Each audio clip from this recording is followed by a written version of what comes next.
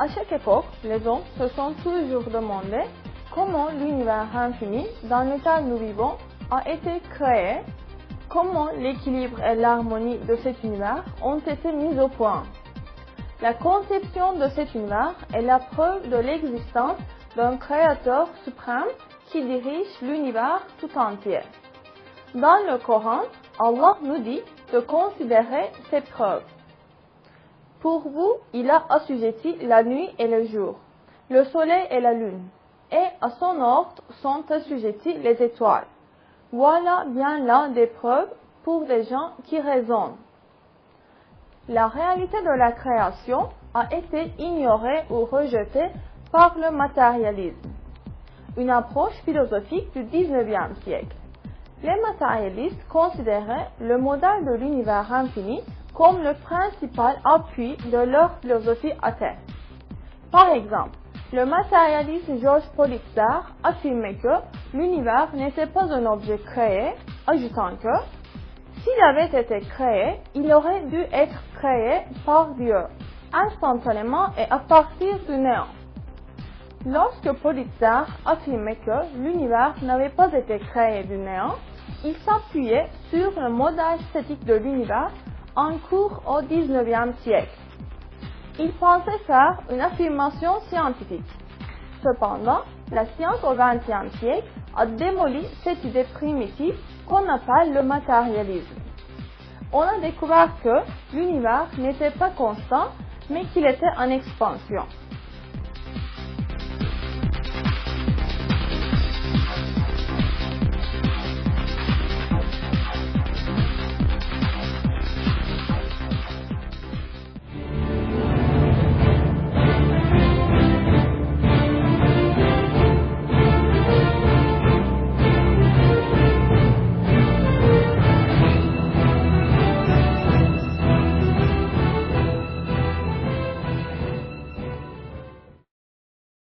En 1929, un astronome américain, Edwin Hubble, a fait l'une des plus importantes découvertes de l'astronomie.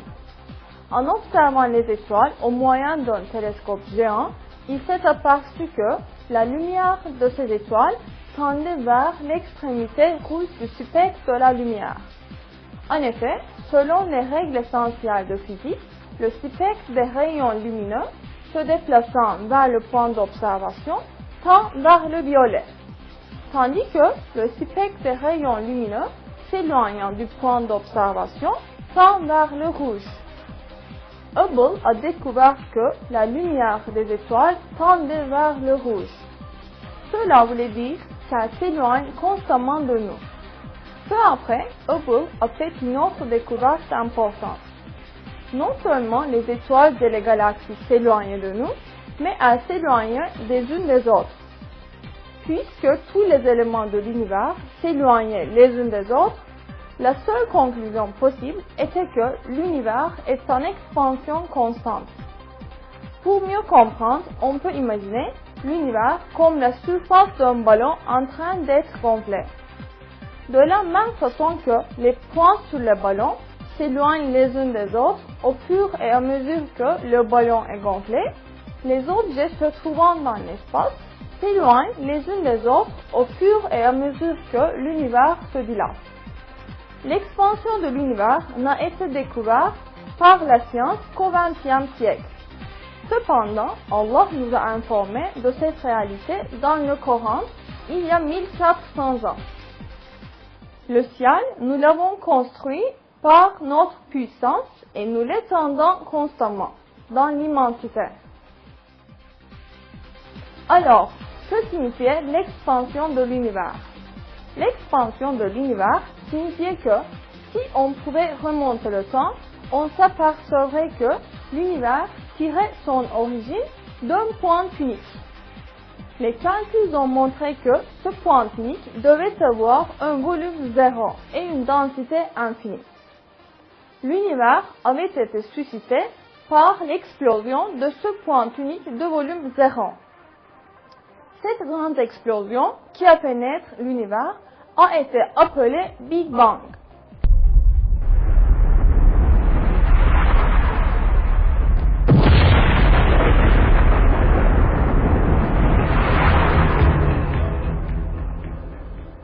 Il faut signaler que le volume zéro est une expression théorique utilisée dans un but descriptif. Puisque le concept de néant dépasse les limites de la compréhension humaine, la science a dû le déterminer en exprimant comme un point de volume zéro. En fait, ce point sans volume signifie le néant. Ainsi, l'univers est apparu à partir du néant, autrement dit, qu'il a été créé.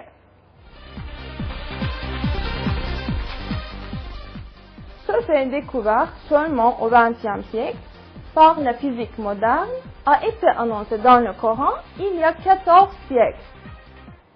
Lui qui est à l'origine des cieux et de la terre. La théorie du Big Bang montrait qu'au commencement, tous les objets de l'univers formaient un seul élément, puis qu'ils ont été séparés. Allah nous dit qu'il a séparé les cieux et la terre dans le Coran. Voici 1400 ans. Ceux qui ont mécru n'ont-ils pas vu que les cieux et la terre formaient une masse compacte, puis nous les avons séparés? Cela voulait dire que toute la matière avait été créée dans une grande explosion à partir d'un point unique et avait pris la forme actuelle en étant séparée.